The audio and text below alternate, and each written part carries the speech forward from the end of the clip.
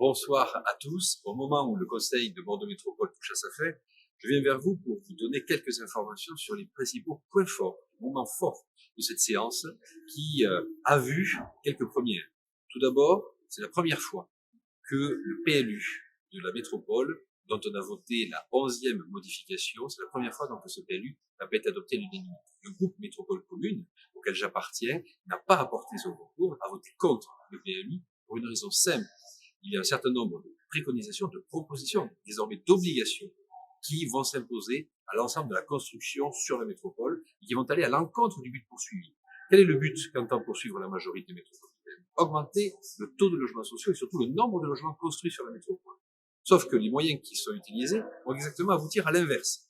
On va tout simplement priver toute une partie des métropolitains de la possibilité de se loger parce qu'on va abaisser les seuils de déclenchement des logements sociaux, sans aucune distinction d'ailleurs entre les villes qui atteignent déjà les minima légaux et ceux qui sont très au-dessus, très en dessous de ces seuils.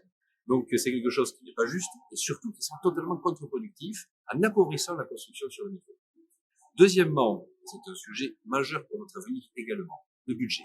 Chaque année, le budget, c'est un moment fort, c'est un budget évidemment voté pour l'année, mais c'est un budget également voté pour les années qui suivent, notamment à travers l'investissement. La métropole, vous savez, c'est notre caisse commune à l'ensemble des communes. Et c'est quelque chose qui nous permet d'investir, en particulier sur la question des mobilités. Et les mobilités, aujourd'hui, vous voyez bien qu'il n'y a pas de projet de nouveau tram, il n'y a pas de projet de métro, même si on commence à en parler, il n'y a pas de projet majeur structurant. Et pourtant, la métropole envisage de doubler, vous entendez bien, de doubler son endettement à l'horizon de 2027, c'est-à-dire d'augmenter de 1 milliard d'euros l'endettement de la métropole, et tout ça pour des résultats qui seront des saupoudrages, qui ne permettront absolument pas de répondre aux enjeux de demain. Avec un endettement ainsi augmenté, ça veut dire que notre capacité à nous désendetter à 2027 serait de 12 années d'épargne. 12 années d'épargne, quand aujourd'hui on est à la moitié. Ce qui veut tout simplement dire qu'on sera à la cote d'alerte. Et à partir de 2027, on n'aura tout simplement plus la capacité de pouvoir faire de nouveaux projets.